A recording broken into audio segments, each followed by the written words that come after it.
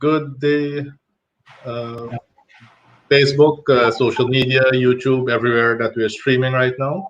I'm Dr. Vishnu Durga from Action Coach Guyana and the Who's Who in Guyana business. And today I have with me a very special guest, Mr. Ramesh Persaud, the Chief Executive Officer of iPad. Ramesh, good day. How are you? Hi, Vishnu. Good day. I'm fine. Thank you for having me on your program today. Good afternoon to all our viewers.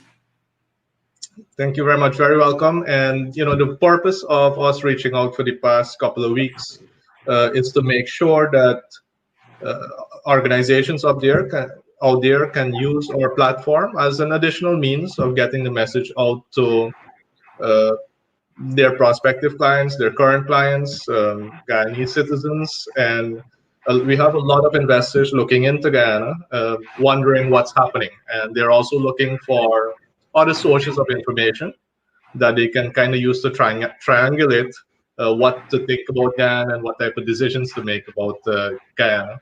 So, Ramesh, for the few people out there who don't know what iPad is all about, can you please share with persons out there what does iPad do and what are the benefits of working with iPad, for example? All right. Thank you, Vishnu. Well, iPad has been around now in Guyana for 34 years. We're specialized in small business finance, small business advisory, micro businesses, small businesses. We pay attention to those. The bulk of what we do is provide financing and advisory services to a very specialized sector, which is the small businesses sector, good, which encompasses, you know, all types of businesses, all parts of the country, from farming right up to IT and creative industries and everything in that regard. We do financing for startups, early stage businesses, informal businesses, and so forth. Good. So that's in a nutshell what we do. We provide finance, we provide advisory services to micro and small entrepreneurs. Very good. And I know that today we will be touching on a presentation that you've put together, one that was featured in the Stabrook News on Friday. And you've taken, the time to actually put this in a format that could easily be used for broadcast purposes. But before we touch on that, can you please share with me what's happening at iPad under these current circumstances, so that persons out there will also know how to make best use of what iPad does? All right. Well, I think we all can appreciate that these are unprecedented times, times that we have not necessarily got the experience always to deal with. So we're learning on the go. iPad has been planning and adapting for this very well. Our work that we would have done in the last few years in preparing for safety policy to meet international standards has surely come in handy. Our work with regards to business continuity planning has also come in very handy. So what we've done is that we have been transitioning to do the majority of our work remotely, as most people are doing. Our offices are still open, but we're working with skeleton staff. We have at least 3 to 4 employees because a lot of what we do still requires some level of interaction with the customers. So we're open, but we're only meeting people on an appointment basis as people arrive.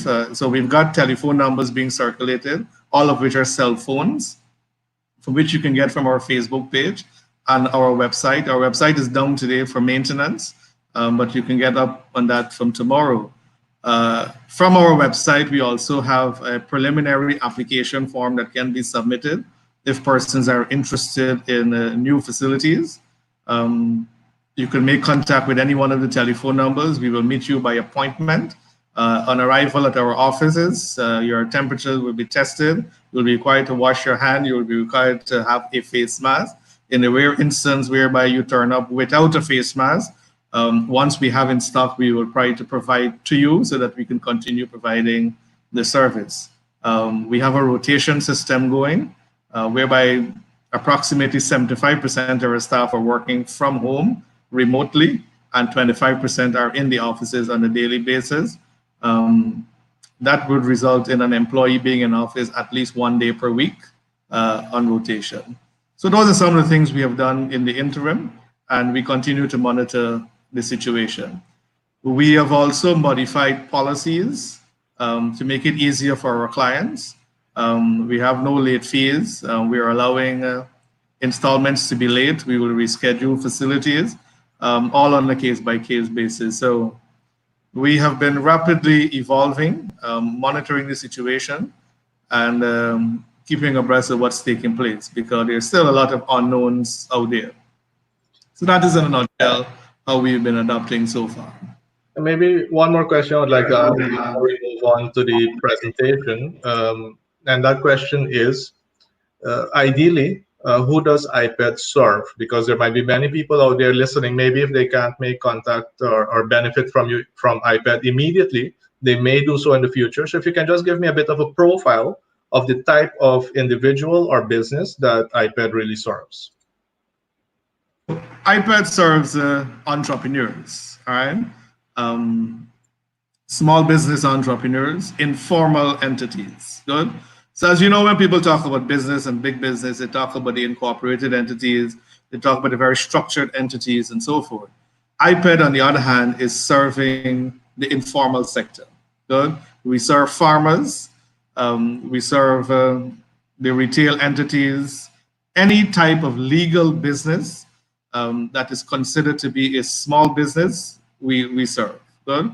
Currently, we serve about 4,000 clients countrywide, and about 25% of those clients are rice farmers, and about 35% of them own retail shops and vending activities, and the rest of it is quite diversified. So anyone with a business idea, early phase startup, 2 to 3 years in business, 20 years in business, but you are still serving as a small business countrywide, that's the kind of clientele that we serve. I would just like to emphasize, we serve businesses that are mostly informal. Informal in the context that you may not be able to fulfill all the formal paperwork, documentation, business plans, financial statement, and so forth. Because as we know, as a small business, those things are challenges. That's the kind of business we serve. All right. We provide financial facilities for people as low as 100,000 Guyana dollars to as much as 35 million Guyana dollars. All right, so that gives a pretty good profile, and that actually makes up the bulk of the small businesses that we have in Guyana. So I know that the presentation that you would have put together was initially published in Stabrook News, and I'm very happy that you have taken the time out to lay this out in such a manner that we can bring it to a viewing public as well, and the public that gets a lot of their news from social media. I can guarantee you, that's why I have the author here as well of this particular piece, that this is not fake news. This is from someone who's been in the industry for quite a while, serving many Guyanese businesses, and it's always best to get it from a professional like yourself. So I'll allow you to go ahead, and I'll be in the background helping out with both the advancement and also any questions that are coming in. We already have some questions coming in that are linked to certain slides, so I'll bring those up as we have this discussion. So Ramesh, you want to take it away? Good, no problem. Well, I don't want to provide a lecture, but just to go through, I thought it fit to share some information unique to small businesses. Small businesses don't always benefit from the level of details and resources as the more structured businesses have. So a business like iPad, for example, as an organization, we have CEOs, we have accountants, managers, very well structured entity as many other businesses. The thing about it is that the small business entrepreneur is busy on a day-to-day basis operating their business and may not have the resources like accountants and lawyers and advisors and so forth involved. So that's why I thought it necessary to share some of this information, that the things that we would normally practice as a bigger business that are applicable to small business. Now, small businesses are very unique. A lot of people see big businesses in the news all the time, but big business represent a very small percentage of global firms.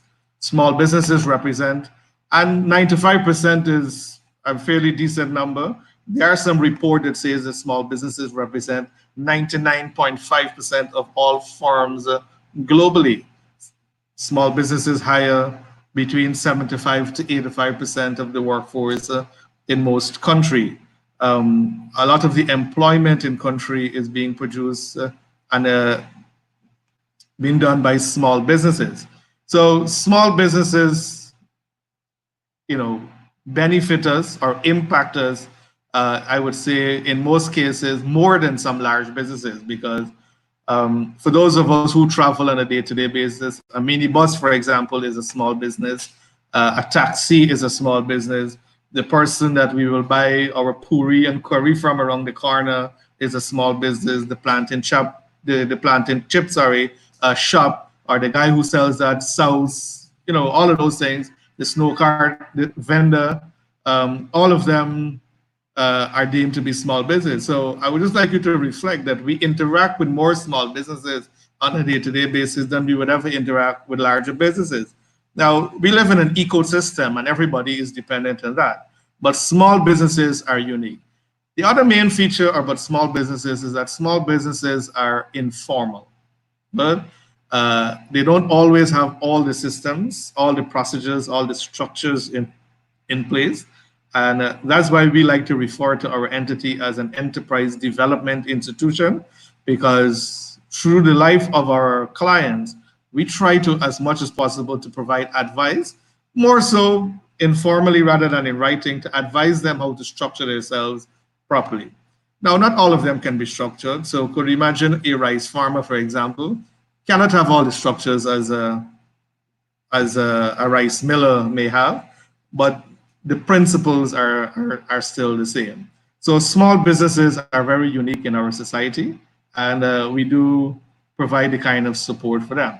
Now, who is more than likely going to be impacted by small business by COVID? As you see, the shutdown right now is contributing to businesses dying, businesses closing down, businesses hurting, and majority of them are the small businesses. Small businesses don't have the kind of resilience as the larger entities will have. Good. So this lockdown is going to have an impact, is having an impact already on many businesses. Good. So the idea here is, what do you do during this lockdown if your business is affected, if you're closed down? And that's where we want to share our thoughts there, Vishnu. Very good, very good. And it will affect us for an extended time. I believe by next week we'll actually hear what will be the next measure, if the current curfew is going to be extended and by what period of time. And I noticed as well that this particular slide, it talks about do not panic. So what is the advice in this case? All right. So usually, as we mentioned before, when people tell you don't panic, it's the time to panic. But panic-induced decision making can result in emotional decisions, can result in bad decisions. All right. So the basic tip here was, you have to have a steady hand. You have to have a calm mind. You have to think about this as you go forward. Sometimes, as I mentioned there, the firefighter might come with fire, and there is a lot of what should I say? As they fight the fire, they end up doing more damage to other parts of the building sometimes. Good? So I would just like to encourage you, all right, that as you deal with the crisis, all right, you try to minimize the damage and the loss as much as possible. Good? We have to deal with the current situation, but we also have to think of the long term in the process. All right. So that's the idea here behind the point, do not panic. Panic-induced decision making can result in chaos, all right, and can result in us not having the right kind of mindset to deal with the issue. Good? As you know, anytime we are in shock or in loss and major events in our lives occur, it is not always a good time to make the life-changing decisions that we want to make. So all I'm saying here, take it cool, take it calm, and know that you are not alone in this, and we can get out of this with proper thought, proper planning, proper coaching, proper advice, where we want to take you going forward. And then globally as well, we now have the discussion starting between the human cost and the economic cost of this global pandemic. Some countries like Sweden, for example, which of course have a much better healthcare system, have leaned a little bit more to taking care of the economic fallout as well, because there are going to be many people who don't have any level of income right now, and it is causing some separation. So, where do you stand on that spectrum? Well, we look at things from economic perspective, and we look at things from the health perspective, right? I always like to look at things that as businesses, as members of society, we all live in a very dynamic ecosystem. Right? The concepts of ecosystem is that we all have to survive within the system, and we depend on each other. Whilst businesses like to talk about independence, we're all interdependent on each other or so forth. Good. Now, as in anything in life, and the economists like to talk about equilibrium, we have to find the right balance. Good. There's a cost of taking care of the pandemic. There is a cost, towards the economy. People have to get back on their feet. They got to get back income. The poorer economies are not in a position to do the kinds of things you will see on television, for example, with stimulus packages and money is being given out as direct payments, because our much less developed economies don't have the kind of foreign reserves. We don't have the cash flows. We don't have the fiscal space to be providing those kinds of support. So everything comes down to the right balance. Good. If we go back out there and the disease starts to spread, you have to understand that that will overwhelm the healthcare sector. Well, I don't think we have reached in excess of 40 ventilators in the country at this stage. So if you could imagine us getting infected and having a demand of even 60 ventilators will cause a problem. So it's a matter of it's a delicate balance. And it doesn't require economic management or health management. It requires what I would refer to as ecosystem management, which means that we have to think about every aspect of society that we exist in. And this little bit of time that we're getting as well, that the curfew provides, that the lockdown to some extent provides, gives us time to think about as well, what will this equilibrium be in order to put measures in place. You made the distinction between small, poor, developing economies and well-established first world economies. And in many respects, it also mirrors what happens with small businesses, one-person businesses, and large corporates, because most large corporates have 3 to 6 months of cash flow. They can tap into their retained earnings, whereas smaller businesses may not have that luxury. So cash is king, and I know that you wanted to share some info on cash flow management as well. Indeed. So imagine all your organs in your body is functioning efficiently and effectively, but I put you in a room and I take away the oxygen and you have no other source of oxygen. It doesn't matter how effective your product is, how effective you are, how healthy you are. If I take away all the oxygen from you, you are not going to survive. Good. And just like that, cash is important in any business. Good. So sales, for example, is the blood that is circulated within your body, and cash flow is the oxygen that is being circulated by that blood. I'm no medical professional, but I just like to use that kind of a terminology. All right. Cash is very, very important. No matter how resilient your business is in terms of other aspects, if you don't have access to cash, you will have great, great difficulties in this time. And when I talk about cash, I'm not talking about physical cash in your drawer, but access to capital and finance as a whole. So you have to recognize that in business management, we make decisions on cash flow, and that's strategic decision. When it comes to crisis management, you have to make decisions on the availability of cash or future cash flows also. Good? So take, for example, what I would have done at iPad. Rather than manage my income and expenditure statement, income and expenditure, which is booked on what the finance people like myself will call the accrual basis, because we have credit sales and all of those kinds of things, we've transitioned to managing our cash flow on a day-to-day basis. good, and looking at how we can maximize the cash flows by relooking at our incomes and expenditures, by relooking at our capital projects that you might see me talking about later, and reprioritizing, cutting slack where necessary. But as we cut slack, we are making sure that we pay attention to things that are important nevertheless. All right. Yeah. So all cash flows right now is based on a strategy of survival, and we're making strategic interventions with regards to where we would like to be in the future. And that's what we would like small businesses to look at. Now is not the time to be buying televisions and all of those kinds of things, for example. It might be useful when it comes to training your child from school and so, but rethink. You have to think about essentials at this point in time. Essentials, food, cleaning, supply, healthcare needs. And you preserve your cash whilst not starving your business going forward. Yeah, definitely. And I would also like to encourage viewers out there right now, make sure that you send in any questions that you have as well that we can address on this particular program, and share the broadcast as well with anyone that you know can benefit from this advice.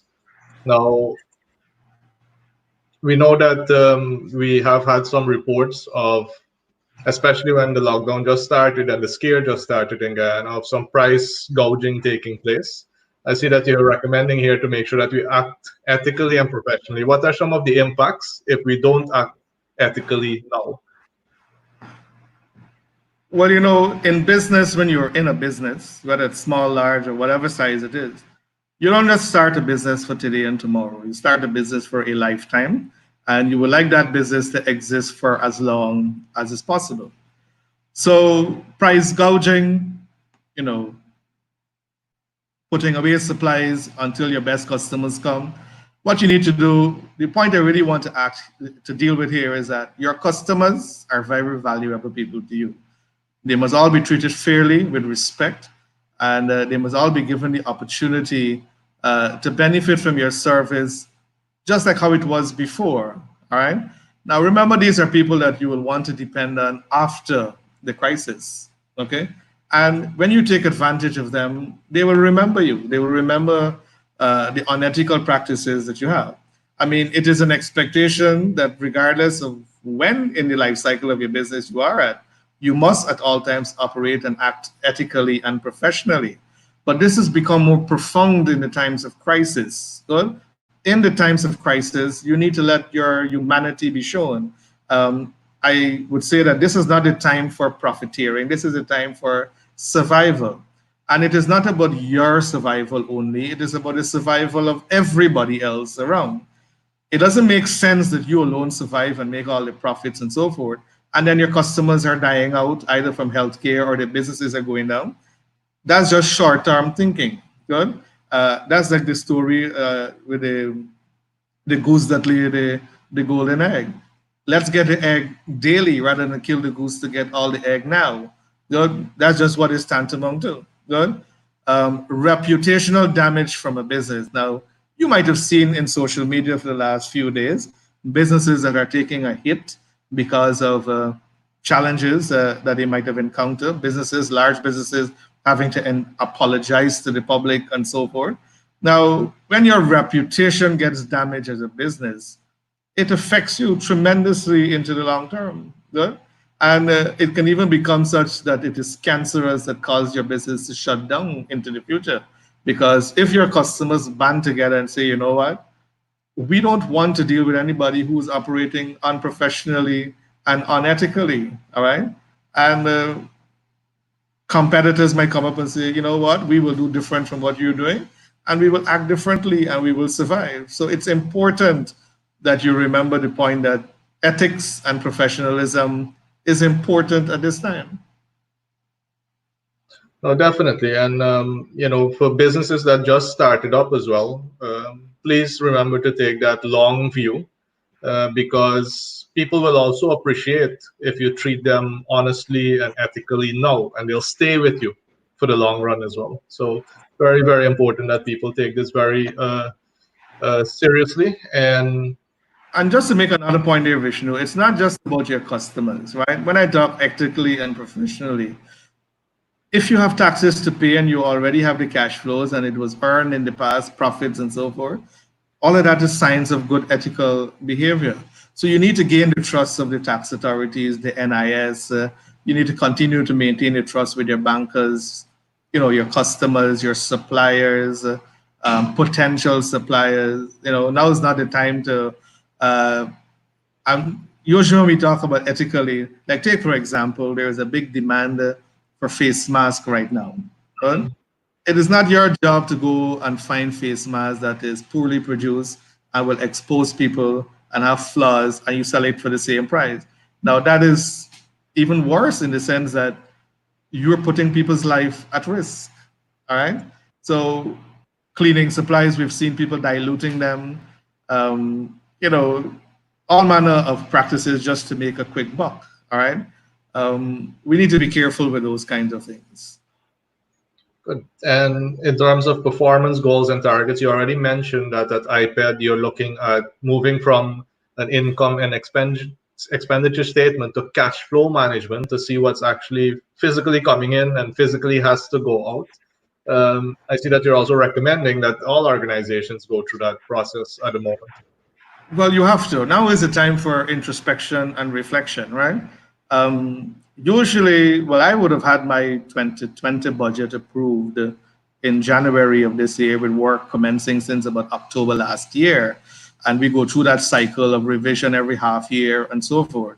So I would have been due for my half year review of my budget in July, with work commencing at the end of May, mid June, and so forth. Good. Now I can't wait for that because all the assumptions, all the circumstances that existed at the time of presenting the budgets would have changed. So as an entity, we are going through the process of re-examining. Now I would have started work on 2021 budgets maybe until October of 2020. I would just like to let you know we had to commence a process of rethinking not only our performance goal for June or for the first quarter, third quarter, and for 2020. We have started to think that COVID-19 and post-COVID-19 is going to become the new norm, and lots of things are going to be different. So we are re-examining our short-term goals. We are re-examining the year-end goals that we have. We have gone into planning to think about what business would be like in 2021. I'm in the process of re-examining a strategic plan that goes until 2025. Good. So a lot of work is being done to re-examine our position because we've recognized out of the crisis that there are many things that we might not have catered for, many scenarios, many business continuity situation, and so forth. Good. So we have really gone into a process of planning. Now, if an organization like iPad would got the resources to do that, small businesses don't. So small businesses don't always prepare budgets and cash flows and so forth. But a basic plan, all right, simple plan thinking about where would I be at the end of May, for example? Where would I be at the end of April? Where would I be at the end of September? You have to start rethinking all of your goals. You might also have to start measuring key performance indicators that might have not been key performance indicators in the past. Do we continue measuring the fever rate of employees and visitors to our offices post-COVID? Do we continue to measure the sick days and the reporting of illness and the details of it without breaching privacy and confidentiality?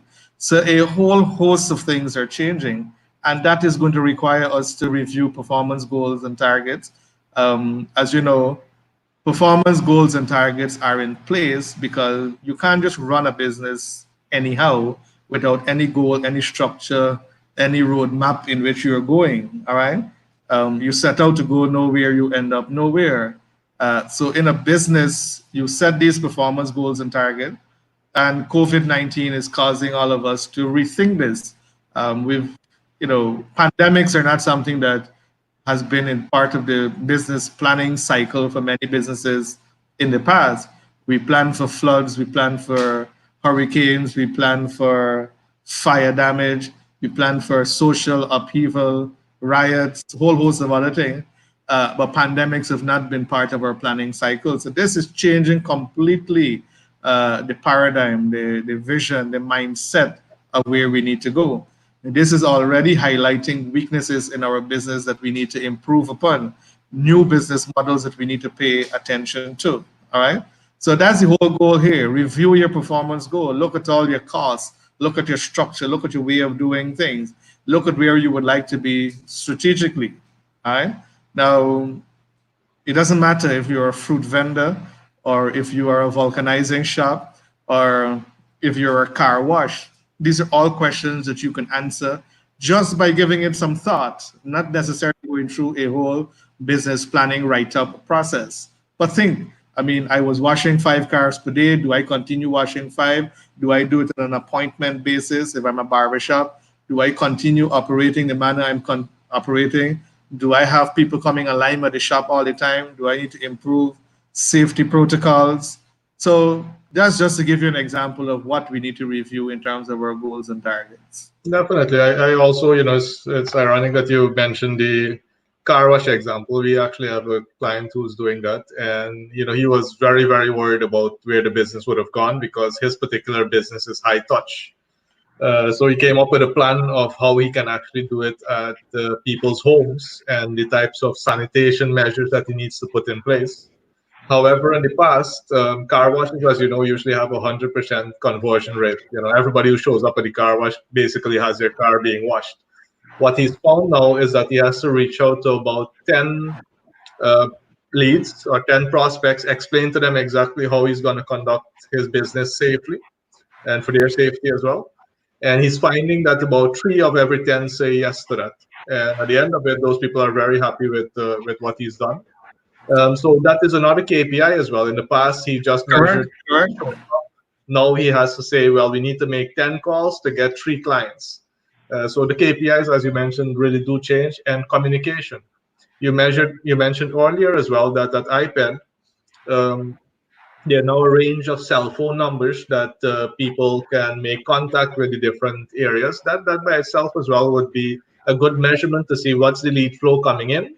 And we normally also track how long is the conversation because if somebody really needs help, we expect that conversation to be a little bit longer than normal and have an outcome, right? If somebody really calls, Correct. what are the outcomes from these conversations?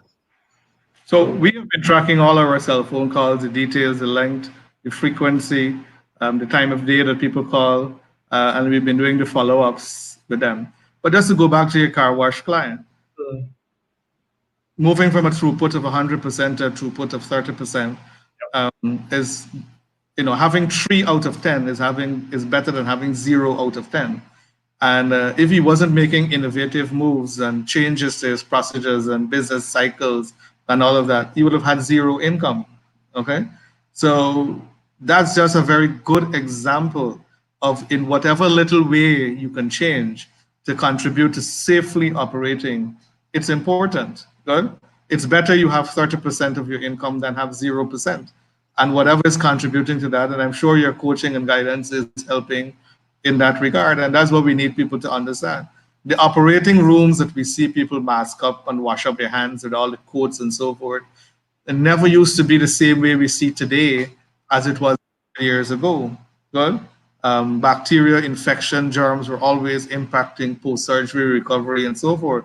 So those hospitals would have had to innovate and improve on how they perform surgeries and operations and all of that by improving their safety. So that is exactly what small businesses need to do now. We have been highlighting the importance of safety to businesses throughout. And if this situation doesn't make it more profound at this point in time, I don't think anything else will convince you to do that. So it's One, important that you innovate and make the changes. one of the most interesting things is that yesterday when I had a discussion with him, he's telling me, Vishnu, I don't think I'm gonna keep operating the way I used to operate because he charges, I think, it went from 1,500 to 5,000, and if there are more than 3 vehicles in the yard, he provides, I think, one at a lower cost. And what he's working out now, he did his numbers for 2 weeks. he's actually more profitable now than back when he had it at his own location. And one of his biggest expenses was actually the water. And operating the way he does it now, he's not using his own water as well. So Correct. something permanently change. Well, that's why we're talking about relook at your business models, right? Um, a lot of times people think that you have to be big to make a lot more money. You can be a lot smaller in terms of meeting less customers, but more profitable. Right? Your metric in a business shouldn't be sales, it should be profitability and what you can retain. I know a lot of businesses that have high sales volume, but they don't make a profit. All right. Mhm. In I can pick a national example like Gaisuku, for example. Now, the impact on economic scale and everything is two different things we're talking about. All right. But you can be very large, very complex, but as a business owner, you make no profit. So, your metric is that. All right.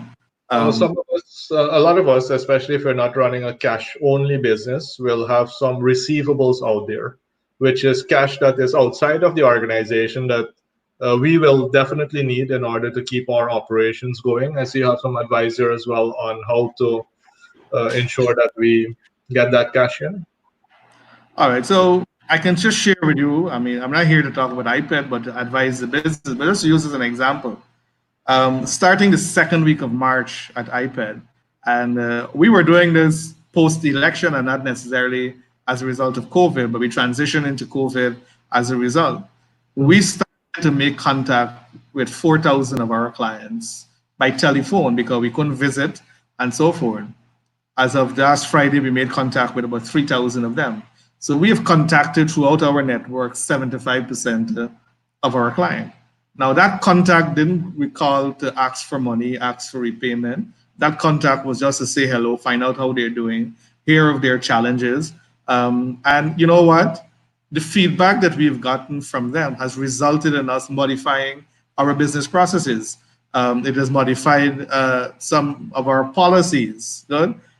We've given them the reassurance that they don't need to worry about legal actions if they don't pay, and we build that rapport and that conversation with them. And more importantly, we were more concerned, and we are concerned about their health, their well-being, and what we can do to further help them without making things more complex. Good. So that's what you need to do for your customers. Stay in touch with them. You have to understand that you can't bully your way through this process, that you have to be nice, because everybody is going through the same kind of difficulty. All right. Now is a very good time to be in communication with your customer. Why? Because one, you have time, and two, they have time. Good. So your relationship building now is key, and it is important. Now, we know there are lots of small businesses out there that in the past did not maintain their customer lists and information. I hope that this highlights how you can do that. And very simple ways and means going forward how you can do this. You could just have a box and ask people to write their name in and drop it in. You could have a promotion. Let's say you're selling Belanger at the market or pumpkin. You could tell them, I will have a draw at the end of the week and I will send you a pumpkin if you win, for example. Good? But your goal is not to do the raffle. Your goal is to collect data. And that data that you collect in that little slip there can go a very far way. Good? So I would just like to highlight, in order for you to contact your customers, be in communication with them, your data on how to contact them is important and is critical in this time. So you have to pay attention to that. Good? Your customers will remember how you treat them during this time. Yeah, I think it's It's a also good time to create a good impression or to create a bad impression. And you will need to know what works for your business going forward. And what can also help is that some of your customers, some percentage of your customers are actually experiencing a higher demand right now. They might be in the delivery services, they might be in the medical services. Certainly, And certainly. just because you made contact with them, they will actually say, well, I need this, I need that, and it can actually improve the business relationship as well. Yeah, no, my experience has been that customers don't know always the possibilities of what you can offer. Good? And they base their assumptions based on what they've seen and their experience in the past. It is our responsibility to go out there and to hear what are their challenges. Well, now we can't go out, but we can call, we could interact, and so forth. And I find that in the past, and that's why I've been applying this now, every time I go into the fields and I interact with 10 of our clients on a daily basis or 15 of them, I come back with 5 or 6 of them who can benefit from more financing and didn't know that the possibility exists that we could have done it. Good? To highlight the point, the more you speak to your customers, the more you would realize how better you can be able to serve them. People don't know what they don't know, right? And if they don't have a second pair of eyes looking on, a fresh pair of eyes looking on, they may be left in that state of, it is a state of ignorance, right? Ignorance is when whatever you have is what you hold on to, and you're not taking in what else is out there, and the openness as well. And if people trust you because you've built that level of communication, it's easier for them to listen to you if you have other suggestions. Correct. I mean, we don't know everything. They don't know everything. And it's the more we collaborate as teams and coaches and advisors and counselors and so forth, the better.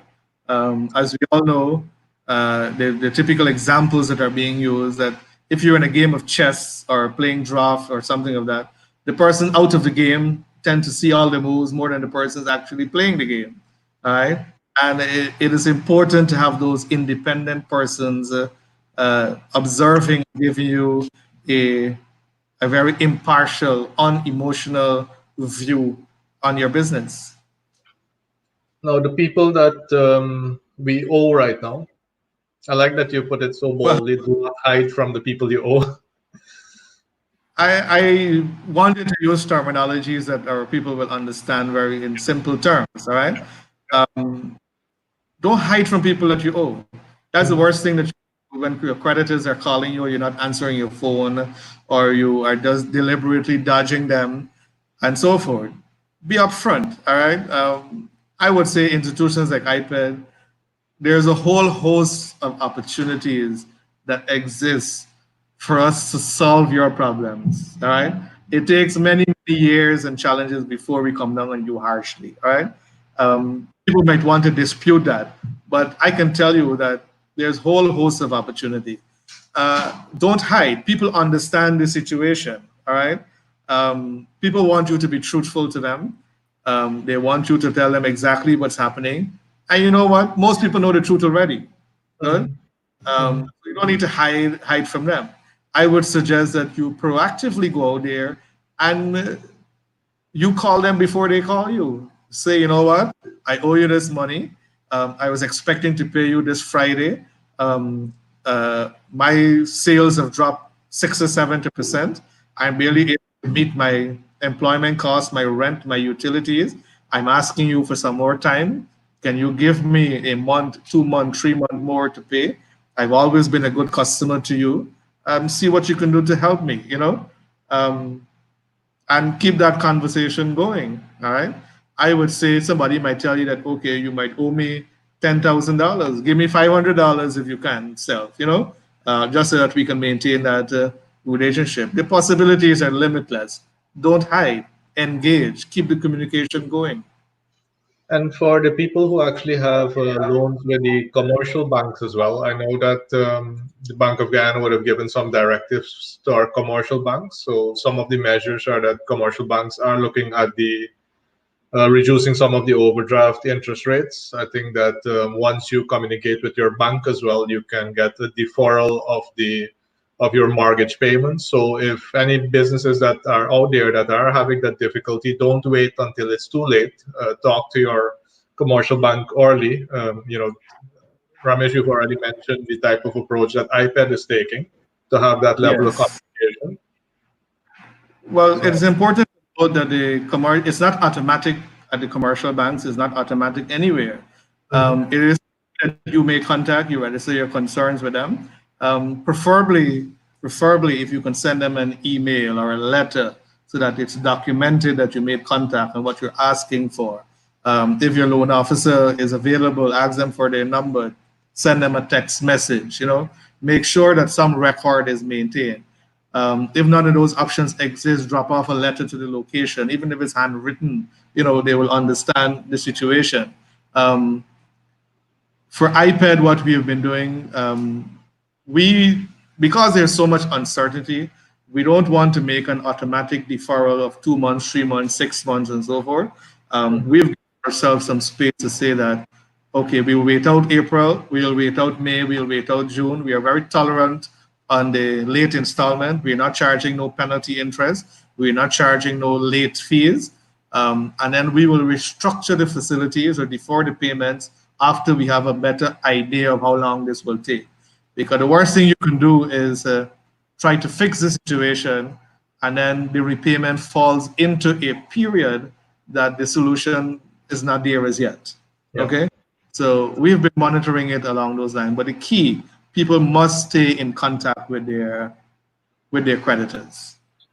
Right. And on the point of capital expenditure, capital expenditure are, things that you would buy for the business that are expected to serve you for a longer time. So it's not inventory, it's not wages. However, as you mentioned, you had to relook at your budget because the conditions have changed as well. So we're asking people here to make sure that they also pay attention that if the big capital expenditure they needed to do the new car or the new delivery vehicle or another building or a little extension, that they really do need to take a look at, is this the right time, and what about the recovery time as well? Anything you want to add to that? Yeah, so a lot about this particular area here depends on your cash flow resilience of your business. So what do I mean by that? There will be some businesses that have cash flow that can take advantage of opportunities of somebody selling out assets at low cost. There are some businesses that will have absolutely no cash flow. Good. So a lot of this is about prioritizing based on cash flow availability. In the financial terms, this is what we call capital rationing, that you put the best use of your capital right now. The best use means the one that will create the biggest value for your business going forward. Good. Like I can tell you one thing that I have done, for example, I recognize that a lot of people will be at home. I've cut down on my capital expenditure because I had some other strategic buildings and equipment and all that I would have been working on. But I put my money into marketing and communication, good? Because it is important that we keep communicating to our people and modifying. So I'm putting capital to its best possible use, all right? Strategic projects, we've extended deadlines, we've extended timelines, we've worked with our strategic partners to get extensions, repurposing of funds and so forth, good? We're out there looking for better deals. Like as one of the things that was highlighted out of this crisis is that we have to do remote work, and we have to do remote work securely, okay? And doing remote work securely requires us to have firewall protection, VPN protection, and all those kinds of things. And we got a deal to pay down maybe 70% on our firewall and get the appliance for free if we enter into a 3-year arrangement. Because we actually made use of that initiative. So that's the kind of things you need to pay attention to. Look for the deals, and if you can't, start reprioritizing your entire sequence of capital expenditure. Good. Right now, if you're a business, you should be investing in motorcycles or delivery vehicles and those kinds of things. Good. If you're a car wash, now is a good time to negotiate with the man who's selling the car wash machine, all right, or the power wash, because he might have it on in stock for 3 months. He might be willing to sell you for 60% of the cost. Good. So we look at it in that strategic perspective. Good. It ties really. Before you go there, a lot of people are cutting staff, marketing, training, and those kinds of things. Now is not the time to cut training. Now is not the time to cut marketing. If you have last resort and you got nothing else to do, but once you want to survive after this, now is the time to improve your training. Now is the time to pay for advice. Now is the time to, I give you a little boost there, Vishnu. Now is the time to invest in your communication. Now is the time to get strategic assets tied up. Good. Now is the time to enter into purchase arrangements that people will give you a whole moratorium of a whole year to pay and those kinds of things. Good. Be smart in your investments. Yeah, we've actually, especially with our existing client base, really doubled up on the training, especially for the clients that had some spare time because they're already going through regular training as part of the program. But just by boosting that now, they've been able to, many of them are on track to hit their regular budgets. Some of them that are really, they're non-essential at the 50 to 70 rate. But we do have some that are in tourism, for example. Tourism and travel, those are the hardest hit from our clientele. But what they're doing at the moment is looking for new packages. Where will people have to go? Are people already fed up with the existing offerings that they had? If they have put 10,000 clients through a particular trip, that means that there are 10,000 potential clients for some other destination that they can develop in Guyana. So it really ties in well to your next point, which is examining your business model. Because what you did in the past, I'm sure it can be improved. But this is the ideal time. Maybe this is the universe's way of giving you some time to breathe and think about what to do next and how to do it better. Well, when we talk about business models, we're talking about how you are meeting the needs of your customers. So you might have had a system whereby you had a walk-in system. You might have only taken orders by people coming into your location, or you might have taken orders only by telephone or internet. Now is the time to relook at all the possible business models that exist and how you can modify to continue operating in a crisis. Good. I've seen people adapting to delivering their goods and services at curbside, for example, pickup, delivering to homes, accepting orders by WhatsApp, accepting orders on the internet, even if it's just filling out of a form and emailing it back to them. So different people are adapting different things. You know what? All of those adaptations were necessary before the crisis. Good. It's just that the crisis would have made it a little bit more profound. And I'm happy to see that people are being pushed. And to also emphasize that, if I can pick up my groceries by placing an order and then pick it up curbside, I need that after the crisis. So the point I'm making here is that many things that you might have tested during the crisis should continue to be the norm after the crisis. Good. And don't go back to the normal way and keep modifying and improving upon it and so forth. Good. Long before online sales, there was catalog sales. Good. People used to print a catalog, send it around, and then people order from that using their phones and so forth. So whatever it takes to better serve your customers at this time that you're adapting, if it's a direct sales mechanism, delivery, calling your customers on the phone to convince them, having better Facebook websites, and all of those kinds of things are all going to become critical in your business modeling. All right. Your business model is how you convert your resources to making sure that your customers are satisfied with the value that you're creating for them, and whether you're going to do this on a sustainable basis. So business continuity planning, it's a term that both of us would be very familiar with. But for the layman out there, the simplest way of thinking about it is, what do you do when the conditions really change from what you had in mind? What is, and you put it really nicely, how do you deal with all the what ifs and develop a plan B, a plan C, a plan D in order to really continue being able to be relevant, being able to serve your customers? Because one of the things that people sometimes forget is that not because we have a crisis means that our customers disappeared into thin air. They still exist. We may just have to serve them differently. Your thoughts on this? Well, it's important that you know that your customers need you. The customers need you because that's why they were buying your goods and services. Good.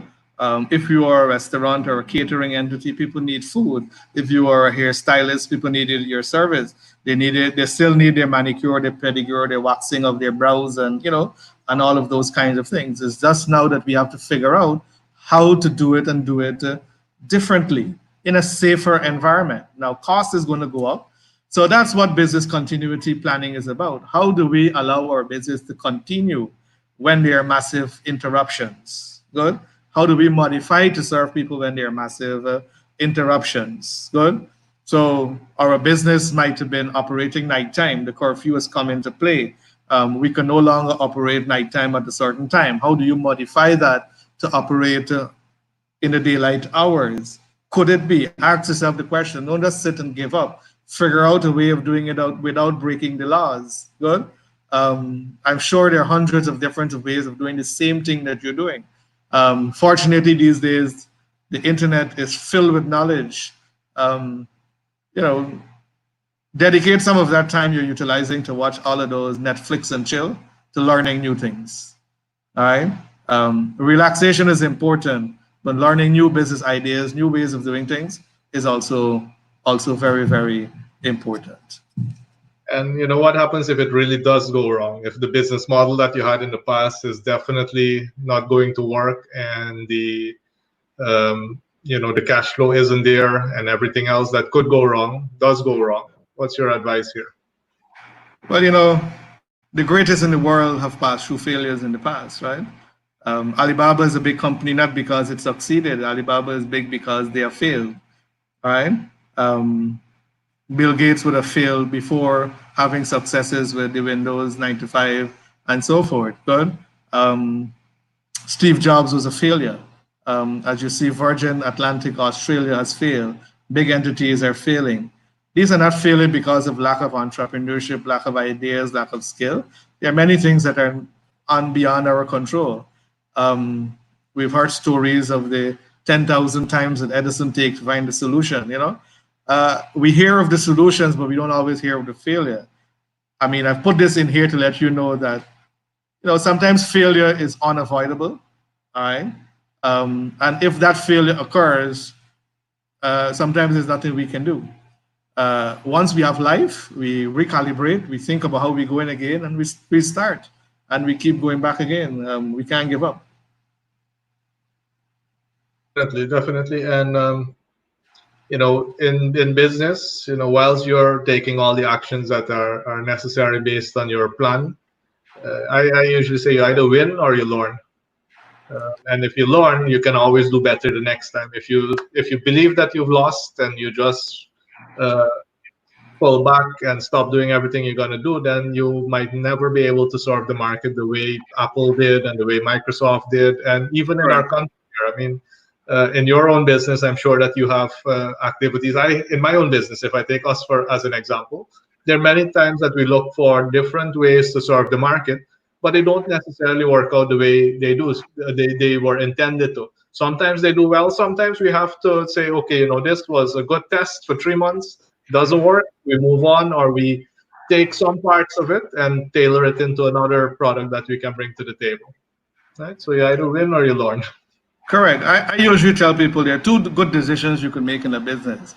One good decision is when to start a business, and the second good decision is when to close a business. Yeah. And maybe that is something that we need to understand and keep understanding much better in Guyana.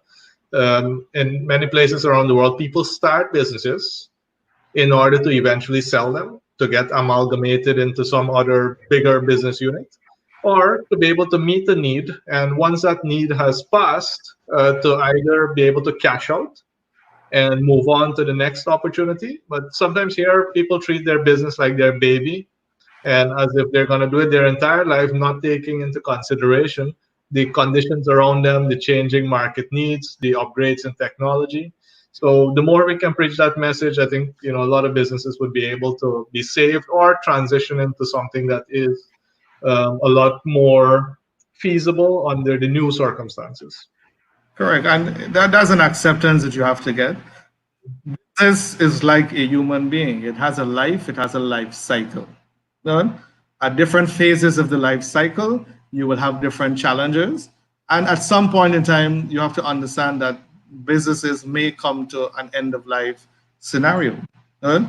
And it might be things beyond our controls, like pandemics and natural disasters, that contributed to that. Well, as a business person, as an entrepreneur, you know what it takes to build a business. You knew what it takes to go through the challenges. And I'm sure that you did it before and you can do it again. Definitely, definitely. And you are also sharing some info here on a mindset that is needed, because we have so much negative news swirling around us. Guyana is not just dealing with one crisis. We basically have, in my opinion, three crises on our hands. One is for the past 5 years, we've been waiting for, let's call it oil and gas, oil income, because that would have really made a difference to our economy. However, due to one crisis, it has now also affected the price of oil, which has significantly lowered the possible income that we'll receive from that. And then coupled with our record breaking election cycle that we're going through, where normally we're used to getting it into results within a week. It's now taken, over a month, and it's still not concluded. So all this uncertainty as well can create a very tough scenario in people's minds, and they might be seeing it as if there are no positives. I, my advice would be to make sure that you focus on what you can control, right? Focus on what you can control, because if you pay attention to all the noise, you might actually get paralyzed and not do anything that you could have actually done to move yourself forward. What do That's you? focus on what you can control. That's what's important. All right. And the whilst you wait, you prepare. Yeah. Right. And if I had to give some advice on that, I would say use the news as a reward. I generally don't look at the news until the end of the day when I've completed what I need to complete. Maybe once before lunch and once at the end of the day. Because in this country right now, at this moment, if we wanted to, we could be glued to the news the entire day, and then nothing happens. Our energy goes away and nothing got accomplished. Now, let's take a look at some of the questions that came in. Ramesh, are you able to see this on your screen? No, you'll have to go through it for me, please. All right. So, a question here by Roland Eudoxy. What measures are in place to assist entrepreneurs that would have been tremendously affected mentally and financially, whereas owners may have to tap into their savings in order to survive during this pandemic? And then he's saying, as we all know, the desire to restart will be there mentally, but financially it's just not possible. What would you say to someone who's facing that right now? Well, I think we've answered that indirectly in many ways in the discussions for the afternoon. Um, but what we've been trying to do, as I tell you, when we contacted our client, was to just give them reassurance and talk to them and to work with them and so forth. Good. And one of the points we made earlier in one of those slides is that you have to manage your mental health during this time. Good. Um, Financial institutions may not always be in a position to help you do that. But what we do at iPad is that we provide business counseling, all right? And sometimes that transcends into personal advice and tips and so forth that we provide. And I'm sure it's similar from your end, Vishnu. So a lot is being done in that regard. But we need people to reach out to us to, if we can't reach to them. Good? We may not know who is been having these kinds of difficulties, so we encourage people keep reaching out to us. Good? Call us, talk to us. There are many possibilities. And for businesses who may have gone through a difficulty, they might have survived mentally. And when things go to normal, if they've tapped out all their savings, iPad would be an option, I suppose. Yes, we are actually going to be launching. We don't have it in places yet because we got to work out the logistics. We're going to be doing two things. We are going to be doing business interruption support, to provide financial support to micro businesses mostly to get over this period of time until they can start getting back earning income. I would like to say that that's a service that we will have probably first week in May. So if you're listening, don't call us about that as yet. Let's get a communication out on that. And then post COVID, we will have a business rebuilding kind of facility. Most of our facilities are like that, but we will be targeting the rebuilding of businesses. Good. Under the circumstances that people got right now. So we are very much aware that that's what's needed, and we will continue the process. That's why we are doing everything in our capacity at iPad to first survive as a business so that we can continue meeting the needs of our clientele who is much trouble going forward. As iPad, we are getting support from the IDB in terms of technical support, technical advice. There are many other stakeholders internationally that we have been partnering with. So we will not abandon businesses once they're viable going forward. We will continue supporting them. If we find that your loans are too burdensome, there are ways and means we can work out to ensure that they're less burdensome to you so that you can rebuild. So the goal is to facilitate you during the interruption and to facilitate your rebuilding going forward. Very good. I see that, most of the questions we've been able to deal with in detail. There is a question that surrounds inventory that we might have also dealt with indirectly. However, there is a question about how conservative should a business be with its inventory levels at the moment. Well, you have to look at if you have numbers like what was your previous sales and how frequent your inventory was turning over, all right? It will guide you with what you're doing. You also have to pay attention to whether you have durables or non-durable items. Good? Items that have definite life cycle and items that will expire or come to the end of life soon. You have to cut losses, maybe offer. So if you have non-durables that got expiry dates coming up and so forth, you have to manage that carefully. Either you contribute so that people can consume them rapidly out there, or before their expiration date, offer them on sale prices, promotions, and so forth. Good. Where you have cash flow and you can buy items at severely discounted prices, and you have good storage that will prevent them from being damaged and so forth, by all means, proceed. Convert your cash into some level of assets because the prices of those items will increase 6 months from now. So if you have storage, if you have cash flow, look at it. Order the items, get them down here at those significantly reduced prices. Certain items prices have gone up because of supply issues, materials availability, and so forth. Avoid buying those items. Buy the items that are on deal and that have very good life cycle going forward.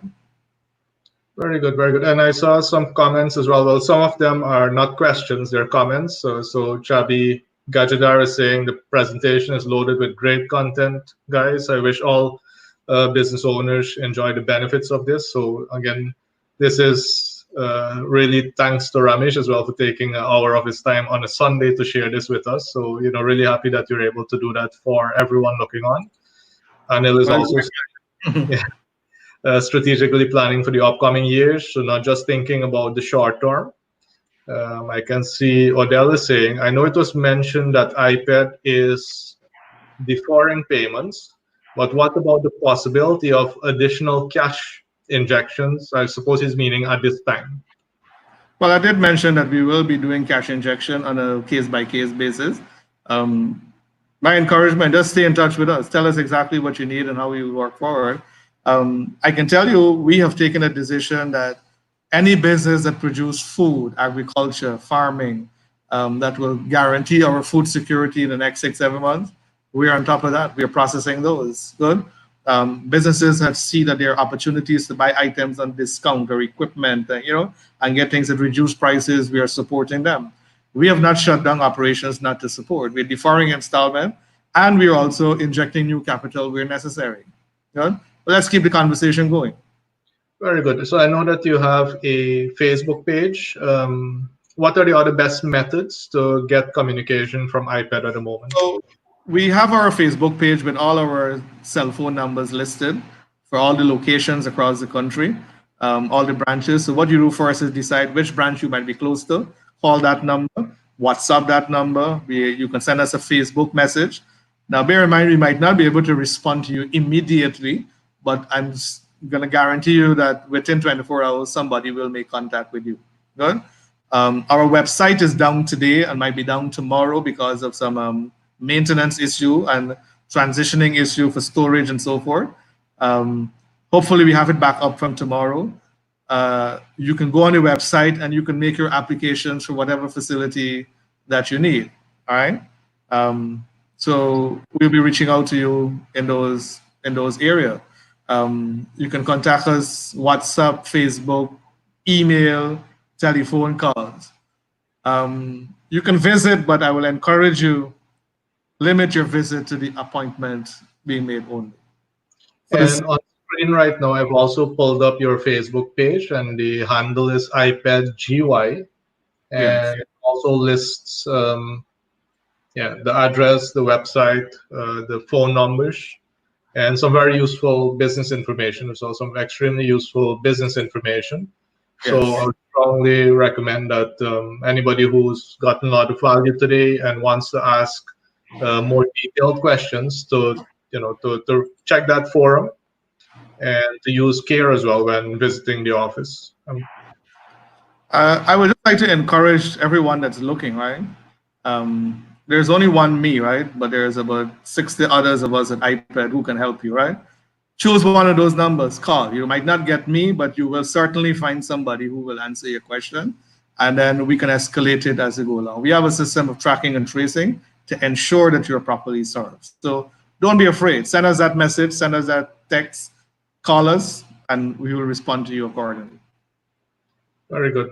So Ramesh, I mentioned before, really thankful that you're able to take this time, share this information with us, and for also for people to know what iPad is able to do at this time, after this time. So I believe that we have accomplished that objective. I would like to ask you if you have any final pieces of advice, any final words to our not just the business owners, but also our fellow Guyanese at this particular point in time. Well, first of all, I would like to thank you, Vishnu, for um, providing me this opportunity to discuss. Small business entrepreneurs is my passion and my mission in life to ensure that we can contribute to their livelihoods being improved. So I'm always excited to talk and provide support to those businesses. All right. iPad is here to help you. We just like to let you know that we will work with you throughout this period in whatever way that is necessary. We can't meet and fulfill every single need that is out there, but we will try as best as our ability provides to provide that support to you. Good. I would advise the general public out there that these are unprecedented times. There are many unknowns, there are many uncertainties, there are many things we don't know. We don't live in a country that is perfect. We don't live in a country that we have data sets that are readily available, statistics that are readily available. We are a country that is considered to be a work in progress. We're developing. There are many things that we are not happy with. But you know what? We have to adapt to the circumstances, adapt to the environment. And I would suggest that we continue to follow the health and safety guidelines. I've seen people still questioning whether COVID-19 is real and results are real, or whether this is a fake propaganda thing. I would just urge you, be smarter than that. This is for real. It is going to impact on business because we don't know so much of things. We have to follow the protocols of those who are advising us, listen to the health professionals, wear your mask, sanitize, wash your hands, and do everything to protect life and limb at this point in time. And once you personally can be taken care of, I urge that you spend your time to take care of your business and your employees and your customers and society as a whole in whatever way you can provide that support. So thank you very much, Vishnu. Very welcome, Ramesh. Enjoy the rest of your day. And to our viewers out there, thank you for being with us. Share the video again across any platform that you can with as many people as can. Make full use of the information shared today. And stay very safe. Thank you very much, Ramesh. Thank you, Vishnu.